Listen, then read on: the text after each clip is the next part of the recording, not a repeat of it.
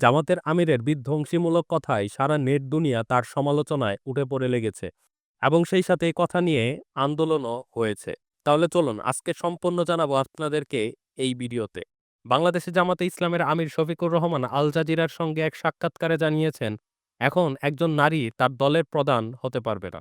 কারণ নারী ও পুরুষ সমান নন। তাদের যার যার ভূমিকা আলাদা। নারীরা সন্তান জন্ম দেন, পুরুষরা তা পারে না। সৃষ্টিকর্তা নিয়ম বেঁধে দিয়েছেন। এর আগে এ দলের পক্ষ থেকেই বলা হয়েছে, কোনো নারীকে সরকার বা রাষ্ট্রপ্রধান হিসেবে তারা সমর্থন করে না।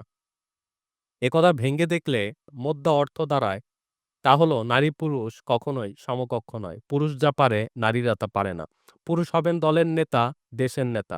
অন্যদিকে নারীরা সবথেকে ভালো পারেন সন্তান জন্ম ও তাদের লালন পালন করতে। অতএব তাদের ঘরে আটকে রাখো, সেটাই তাদের প্রকৃত স্থান। আসন্ন জাতীয় নির্বাচনে জামাত সহ অন্তত ৩০টি দল যে ৩০০ আসনের একটিতেও নারী প্রার্থী দেয়নি, তা থেকেই স্পষ্ট তাদের চোখেই নারী পুরুষের ফারাক কতটা গভীর। এই মনোভাব যখন রাষ্ট্রীয় বা সরকারি নীতিতে দাঁড়ায়, তার ফল কেমন হয় তার একটি ভালো ছবি দেখতে পাই আজকের আফগানিস্তানে, যেখানে বিধাতার নিয়মের অজুহাতে মেয়েদের ১২ বছর পর স্কুলের দরজা বন্ধ করা হয়েছে। অতি সামান্য দু একটি ক্ষেত্র ছাড়া অংশগ্রহণ করা নিষিদ্ধ করা হয়েছে।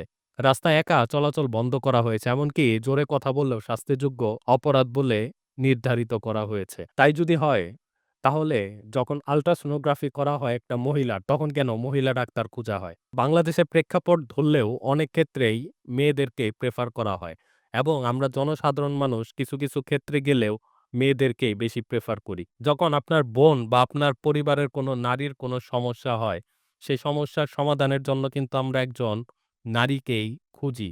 তো এ জায়গায় নারীদের এতটা ছোট করে দেখাটা আমার মনে হয় ঠিক হয়নি। তাহলে চলুন পরবর্তীতে কি আছে সেটাই আমি আপনাদের সাথে এখন শেয়ার করি। বাংলাদেশে যেখানে তার ইতিহাসের একটি বড় সময় ক্ষমতার কেন্দ্রে থেকেছেন দুটি দলের প্রধান, দুই নারী।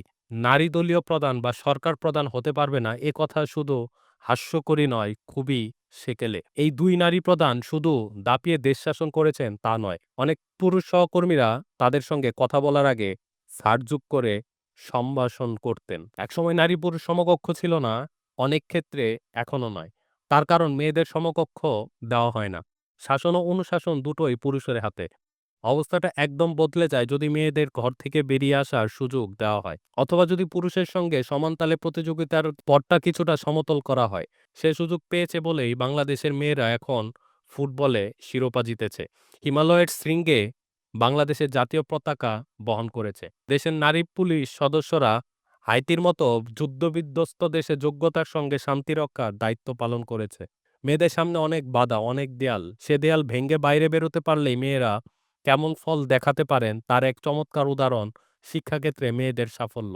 বাংলাদেশের ছেলেদের তুলনায় এখন অধিক সংখ্যায় মেয়েরা শিক্ষার সুযোগ গ্রহণ করছেন। ২০২৪ সালে হিসাবে প্রাথমিক পর্যায়ে ছেলেদের ভর্তির হার যেখানে ছিল ৯০% সেখানে মেয়েদের ৯৮%। তো যাই হোক, এই ছিল আজকের একটা গুরুত্বপূর্ণ নিউজ, যেটা নিয়ে আপনাদের মাঝে বেশ অনেক কথাবার্তা এবং আপনাদের মাঝে অনেক কনফিউশন ছিল।